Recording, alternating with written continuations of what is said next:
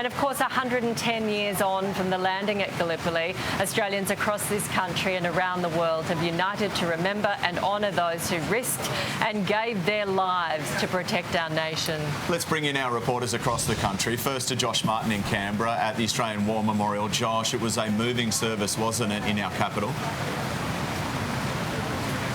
Good morning, Nat and Shervo. Yes, it was the first time the National Dawn Service has been held at the new parade ground here at the Australian War Memorial, which is undergoing a redevelopment, and that meant 25,000 people could pack in here in Canberra, and it's quite special when you hear 25,000 people fall silent and remember the Anzacs. 110 years since the Australian and New Zealand troops went up the beach, and since then 100,000 Australians have died in conflicts. We remember them today, as well as all veterans who've served and in peace and in conflict. Here at the service in the nation's capital, there was the New South Wales Governor, the New Zealand High Commissioner, the Deputy Chief of Navy, the Rear Admiral, and Anthony Albanese, the Prime Minister. Last year, he spent Anzac Day on the Kokoda track. This year, he returned to Canberra and he read out an Anzac Day message here today. Let's take a listen to that. As the dawn is even now about to pierce the night, so let their memory inspire us to work for the coming new light into the dark places of the world. There will be a pause in campaigning on the federal election campaign trail today. Today is not a day for politics. Today is a day for remembering. And Peter Dutton is up in Kalanga in Brisbane. Anthony Albanese here in Canberra, both remembering the Anzacs today. Nat and Trevor. Now let's go to Liam Tapper in Sydney. Thousands have turned out to pay their respects at the Cenotaph in Martin Place. Yeah, Nat, they certainly have. And we've just had this official number come through from the RSL.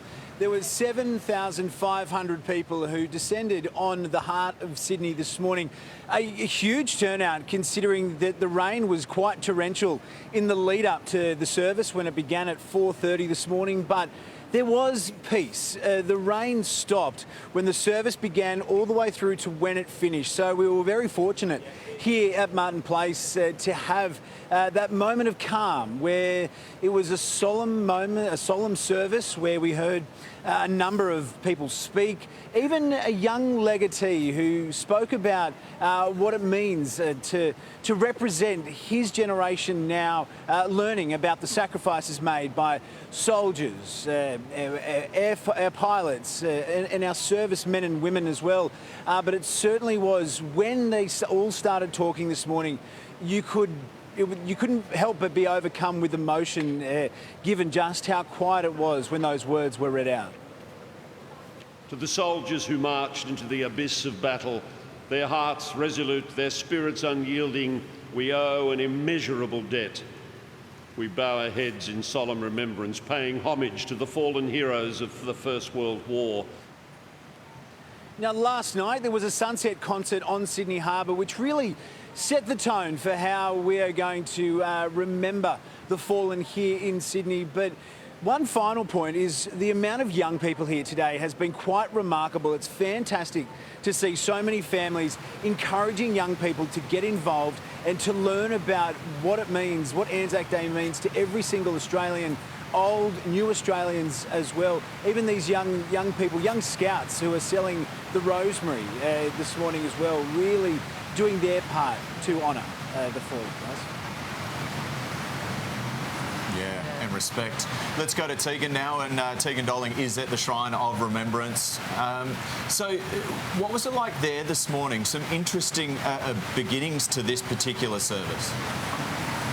Yeah, interesting, perhaps disappointing is the right word for it, Shervo, because it was just before the actual dawn service began here. There was obviously the Welcome to Country by Uncle Mark Brown, and it was during that there was a small group of men, we believe around 6 to 10, who started heckling, they started booing, and they started yelling out things like, we're here for the Anzacs, what about the Australians? It was really quite disgusting, not the time or place to be having some sort of protest. It's understood that they were really also quite close close to the front of the shrine, so they could be heard over all of the microphones, all the speakers here. We now understand that it looks like they have been spoken to by the police here. Not sure if any of the arrests have actually been made, but it happened quite a few times. It wasn't just through that speech, but all throughout the dawn service this morning, they continue to heckle. We also pay our acknowledgements and respects to all traditional custodians of Australia. It's Australia! We acknowledge their continuous and unbroken connection to country for all of their people. And we thank each and every single one of them for being here with us. There was also quite a big collective clap, quite a cheer once that finished to obviously both opposing sides to what was happening. It has just wrapped up here at the Shrine of Remembrance. They're expecting up to 40,000 people here. It's the biggest dawn service that we have in Victoria. They've had a lot of tribute to obviously the fallen diggers, but also the fallen media who are over there reporting and corresponding at the time during the wars. That was something really special that they touched on today. Even though it's finished here this morning, Shervo and Nat, we will have the parade starting down here on St Kilda Road from 9 o'clock. Georgie Chumley is in Brisbane. It was a touching service there at Anzac Square. Good morning, guys. That's right. The drab and dreary weather really matched the solemn mood of the service. It has been raining all morning and throughout the service today, which really commemorated those past and present servicemen and women.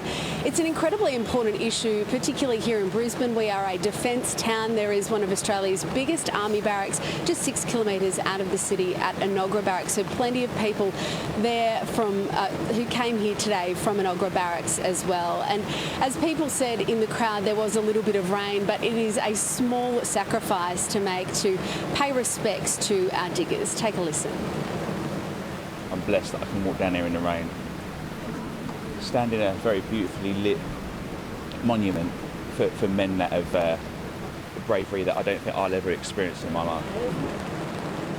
So a really moving service here at Anzac Square in Brisbane. We saw thousands line Ann Street as well as Anzac Square with their umbrellas, with their raincoats, and there are still 500 services across Queensland. So if you didn't manage to make it out to a dawn service this morning, there's still plenty to get out so you can pay your respects. Georgie, thank you to all of our reporters across the country this morning.